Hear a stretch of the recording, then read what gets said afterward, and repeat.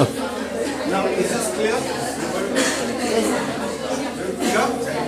Okay, folks, so apologies for all these acrobatics. Now, two things we are going to do today. One is we were looking at an optimal contract under the situation where agent effort can be perfectly ascertained. So you can determine how much effort the agent is putting in, so there is no asymmetric information. We are looking at the optimal contract. The optimal contract involves determining two things. The first is determining what the wage would be and determining what the effort level of the agent would be. We have solved only for the wage so far. Right? What did we decide? We decided that the wage payment, the wage contract depends upon the risk neutrality or the risk aversion or the risk clubbing, that is risk attitudes of the principals and the agents. So in short, what did we decide last time? That if the principal is risk averse and the agent is risk neutral, it's a franchisee arrangement. Right? That is, the agent insures the principal. If the agent is risk averse and the principal is risk neutral, the principal insures the agent.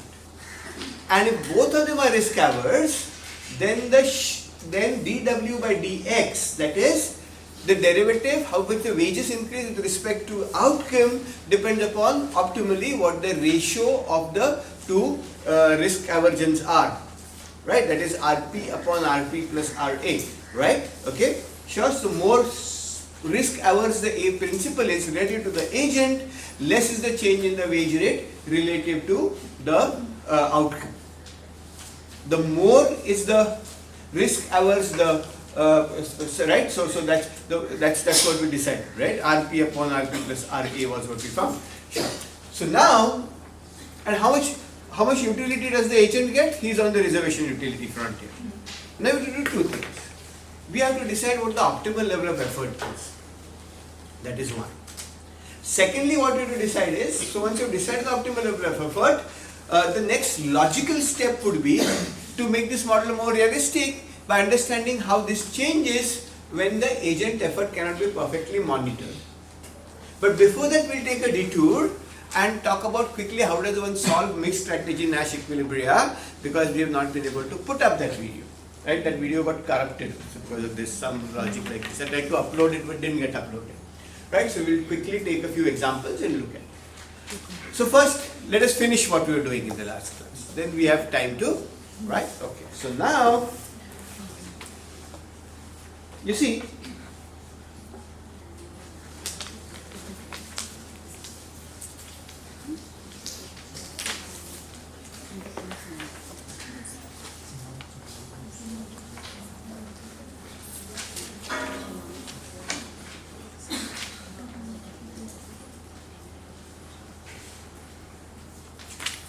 so what do we do? Let me take you to the original problem. What is the problem? What was it that we were trying to maximize? We were trying to maximize, okay, our problem was to maximize, to quickly take you through the maximization problem. The problem was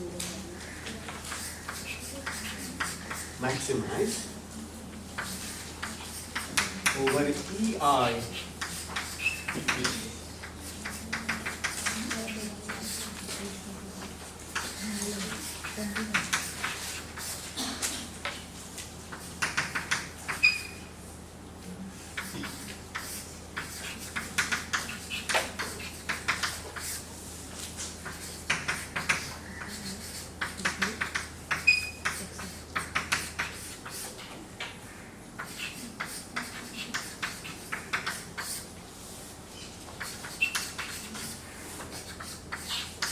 Yeah.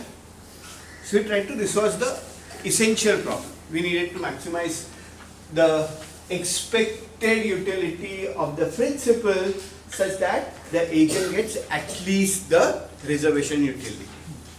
Okay. Now, solving this for wages is inherently different from solving this for the effort level. The reason you can easily solve it for wages is that you will see that this objective function is concave in wages. You know that for the first order condition to be necessary and sufficient condition, you need the objective function to be concave in the wage rate, right? Okay, it's only if the objective function is concave in the way in the kind of the variable that you're looking for, can you really find the maximum? Okay? So, Yeah. don't use that sort of word. Sure. It's not good. It's not visible? No. Okay. It is now? Yeah? Right? Because if I do it, I'll be too much in the corner, I'll be away, I'll not feel that I'm talking to all of you. Right? Okay? Sure, I don't like to be driven into a corner. So this is okay? So you understand? And you see that why this objective function concave in wages? Because we know, for example, that as W increases, right? Okay, we have an objective function which will increase, which is concave in wages. But the objective function is not concave in the effort level. Because what is the effort level? The effort level determines the probability with which a certain outcome will happen. And we are deciding what is the optimal level of effort that the agent has to put in. Right? Okay? So we can't, because it has Pi of E. We don't know how Pi of E changes. We just know that for a higher effort level, the probability of getting a higher outcome is high. Probably. Right? But we otherwise don't know much about the shape of this function. So we can't really say that the objective function is concave in the effort level. And because we are not sure that the objective function is concave in the effort level, we cannot really, otherwise the right waves would have been to simply differentiate with respect to wages, differentiate with respect to effort. You will have got two equations, solve them in two unknowns with respect, and there will be another lambda, use the Tucker condition and solve the whole problem. But you can't do that because of this one. So how do we deal with it? Okay, how do we deal with it? Therefore, solving for the first thing that I would like you to know is, solving for the optimal effort level is more difficult. Okay, how will we go about it? So let us first think of the situation where, the principle, okay, so let's think of a situation where the principle is risk neutral. Okay, that is B double dash. Okay, is constant. Okay, recollect that we already had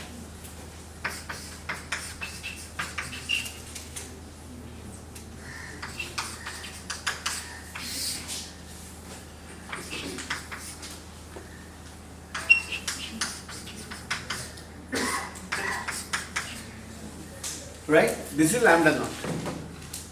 In the last class we told this is the lambda naught, which is the ratio of B dash to U dash. If the agent is if the principal is risk neutral, it implies that B dash is constant. Why does it imply that? Why is B dash constant if the agent is risk neutral?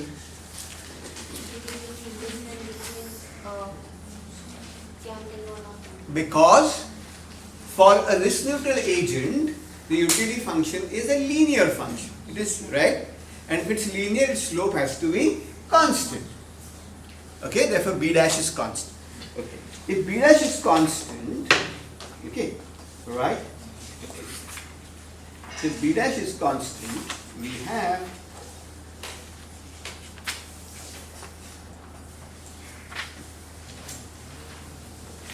we also know.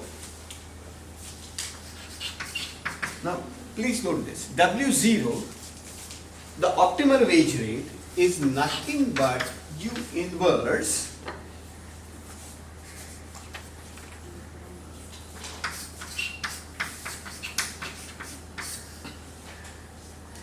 how do you know that?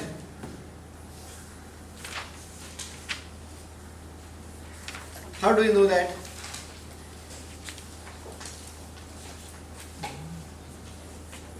Because we know that the agent is just getting enough utility right, to put in, to give him his reservation wage. Okay, right? What is the utility function of the agent? The utility function of the agent is u of w minus v of e, and in equilibrium we know that this is equal to u understroke. Why? Because lambda 0 is greater than 0. If lambda 0 is greater than 0, the constraint has to be binding. Right? Therefore this is there. Sure? So I can write u of w is equal to u understroke plus VE, or W, but we know that W is fixed in equilibrium. Why? Because the principal is risk neutral, the agent is risk averse. So in equilibrium, the agent gets a fixed wage and principal bears all the risk. So what will that fixed wage be? That fixed wage will have the property that W0 will be the inverse of.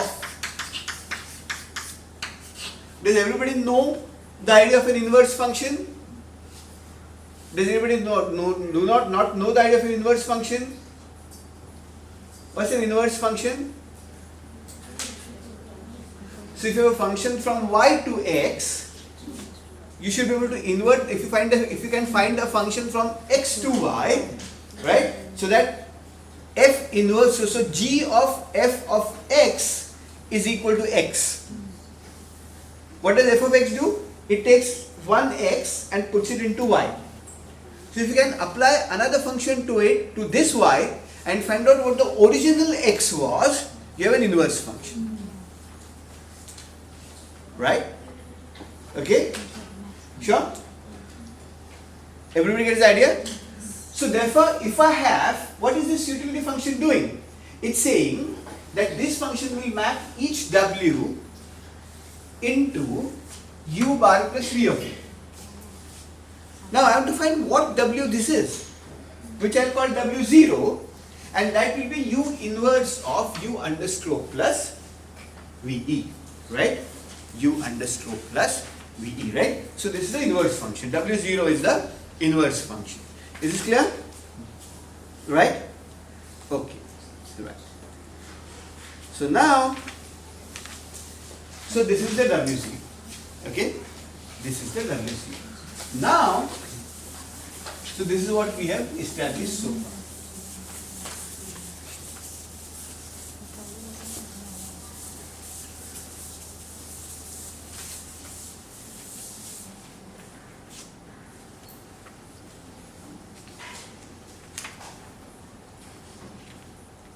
Okay.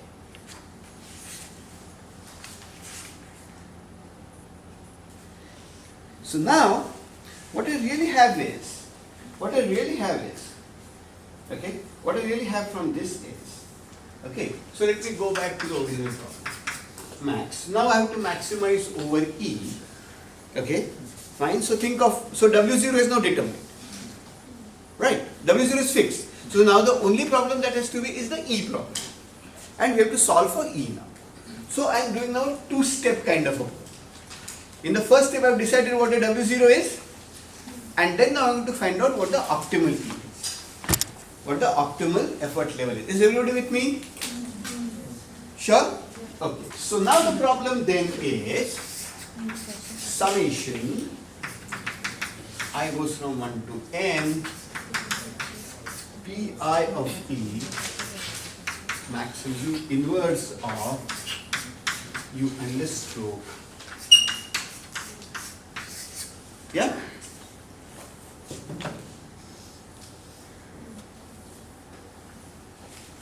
Okay. Now the problem is we do not know whether this function is concave in E. So all that I can say, I am not sure whether the first order condition is a sufficient condition. All that I can say is the first order condition is a necessary condition for optimization. I can't say it's a sufficient condition as well unless I know the function is concave. So let me state the necessary condition.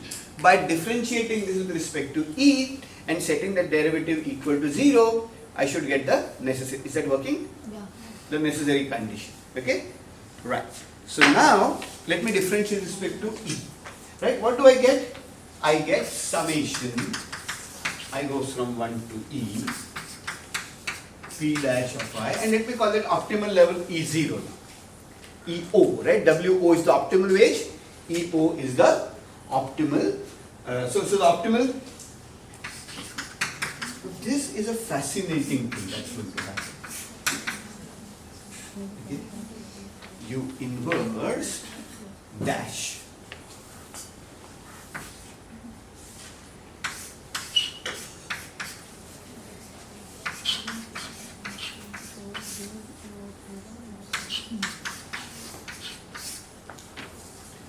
How did we get this derivative? So you have to with respect to E, right? Okay, and of course there has to be an X here, which I forgot to write because this Xi, Pi of Xi is the, so this is the total revenue, right? Pi Xi. Minus this is the what you pay to the workers, right? Okay, fine.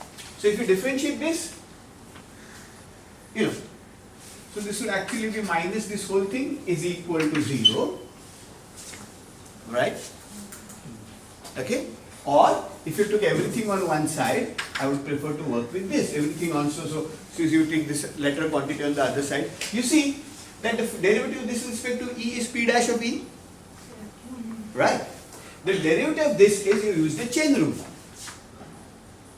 The derivative of the whole function with respect to E into the derivative of what is inside with respect to E. Right? This, there will be a minus here. So this minus this is equal to 0. I am going to solve for E's E. Right? I am going to solve for E. So what I have really done is, I have said this, I have taken this on this side, this equal to this. Alright? And then the value of E0 which satisfies this makes the first derivative equal to 0. The value of E is the necessary condition for optimality, so I have called it E0. Okay? Right? Now, there is an inverse function here. You must have studied in the first semester. What does it say? The derivative of the inverse function is the inverse of the derivative of the original function. So derivative of f inverse of x is 1 upon the derivative of f. So what it says is d of f inverse of x with dx is 1 upon df of x by dx, right? You studied this theorem, right? So this is what, this theorem I am going to use now. So using that theorem, this will be nothing but 1 upon the derivative of the utility function, right? So this then becomes, so from which I get this is equal to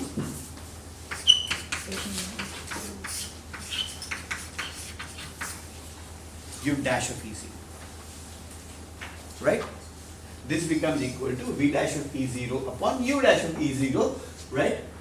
U dash of W0, I'm sorry, u dash of W0, right?